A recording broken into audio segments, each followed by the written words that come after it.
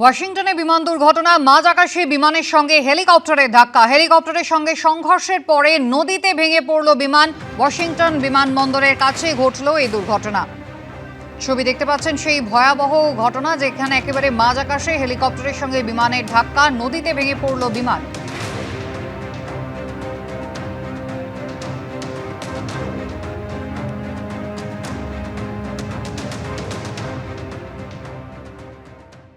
গিয়ান-ব্যারে সিন্ড্রোমে আক্রান্ত হয়ে হাসপাতালে ভর্তি হচ্ছে একের পর এক শিশু।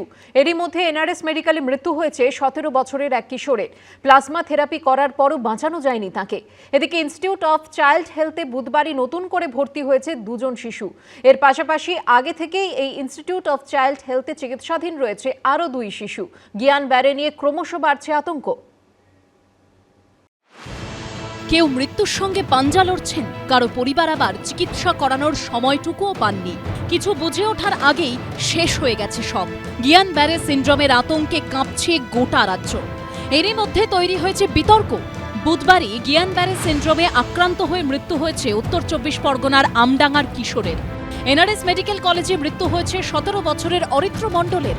বারাসাত গভর্নমেন্ট স্কুলের ছাত্র ছিল অরিত্র। দ্বাদশ শ্রেণীতে সায়েন্স নিয়ে পড়াশোনা করত। 23শে জানুয়ারি তাকে ভর্তি করা হয় এনআরএস মেডিকেল কলেজে। 27শে জানুয়ারি মৃত্যু হয় অরিত্রর।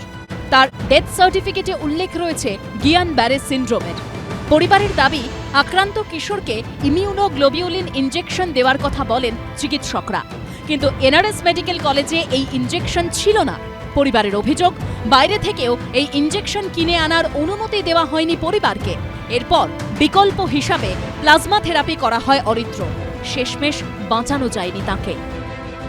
ট্রিটমেন্টই ঠিকঠাক হয়নি ওদের গাফলতির জন্য। আমি বলে দিচ্ছি, তারপর ট্রিটমেন্ট হচ্ছে। আমি বলছি ছেলে অক্সিজেন, ওকে নিঃশ্বাস নিতে কষ্ট হচ্ছে আমার ছেলের। আমি বলার পর তারপর ওনারা অক্সিজেন দিচ্ছেন। এদিকে ইনস্টিটিউট অফ চাইল্ড হেলথে বুধবার নতুন করে ভর্তি করা হয়েছে গিয়ান-ব্যারে সিন্ড্রোমে আক্রান্ত 2 শিশুকে।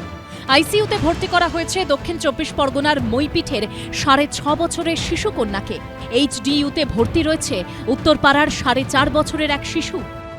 পার্ক সার্কাসের ইনস্টিটিউট অফ চাইল্ড হেলথে তিনটে শিশুর চিকিৎসা চলছে পেডিয়াট্রিক ইন্টেন্সিভ কেয়ার ইউনিটে, অর্থাৎ পিআইসিইউতে, এবং ওয়ার্ডে রেখেও কিন্তু চিকিৎসা করা হচ্ছে বেশ কয়েকটি শিশুর। আমরা দেখতে পাচ্ছি এরকমই একটি শিশু, যার 6.5 বছর বয়স, যার বাড়ি বালিতে, তাকে ভর্তি করা হয়েছে।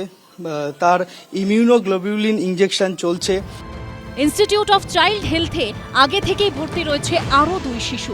পাড় ব্যথা করার পরে ওনার কোমরটা প্রথমে ধরে যায়, ধীরে ধীরে এখানে আনার পরে পুরো 24 ঘন্টার মধ্যে অল বডি প্যারালাইজ হয়ে যায়। প্যারালাইজ হয়ে যাওয়ার পরে পুরোপুরি আমরা এখানে রেখেছি, ভেন্টিলেশনে রাখা হয়েছে 24 ঘন্টা ধরে। বাঙ্গুর ইনস্টিটিউট অফ নিউরো সায়েন্সেসে গিয়ান-ব্যারে আক্রান্ত 5 জন চিকিৎসাধীন। কিন্তু কি এই গিয়ান-ব্যারে সিন্ড্রোম, যার আতঙ্ক জাঁকিয়ে বসছে বাংলাতেও? চিকিৎসকরা বলছেন, জিবি সিন্ড্রোম আসলে অটো ইমিউন ডিসঅর্ডার, যা ক্রমশ শরীরের রোগ প্রতিরোধ ক্ষমতা কমিয়ে দেয়। রোগীর স্নায়ুতন্ত্রে আঘাত হানে, পক্ষাঘাতগ্রস্ত হয়ে যেতে পারেন রোগী। এই রোগে আক্রান্ত হলে পা বা কোমর অবশ হয়ে যায়। একে একে শরীরের অঙ্গ প্রত্যঙ্গ অসাড় হয়ে পড়ে, চলে যায় কথা বলার শক্তি, দুর্বল হয়ে যায় স্নায়ু এবং ফুসফুসের পেশি, শ্বাস প্রশ্বাস নিতেও সমস্যা দেখা যায়।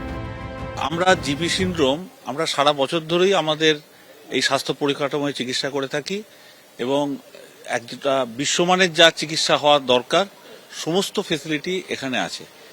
আমি নিজে ব্যক্তিগতভাবে বাঙ্গুর নিউরোলজির কথা বলতে পারি, যেখানে প্রতি সপ্তাহেই প্রায় 4-5টা জিবি সিন্ড্রোম পেশেন্ট ভর্তি হয়। এটা সারা বছর ধরেই ভর্তি হয়। এখন সিজন চেঞ্জের সময় ভাইরাল ইনফেকশন, ব্যাকটেরিয়াল ইনফেকশন কিছু কিছু বেড়েছে, তাতে জিবি সিন্ড্রোমের সংখ্যাও হয়তো কিছু বেড়েছে।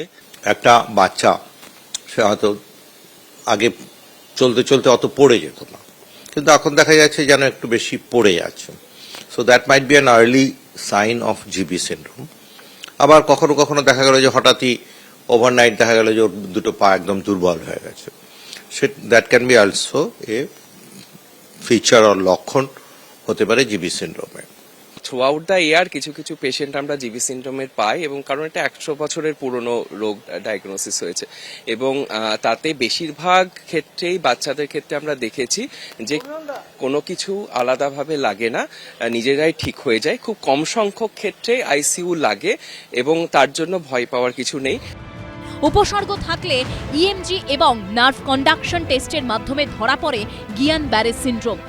সন্দীপ সরকারের রিপোর্ট, এবিপি আনন্দ।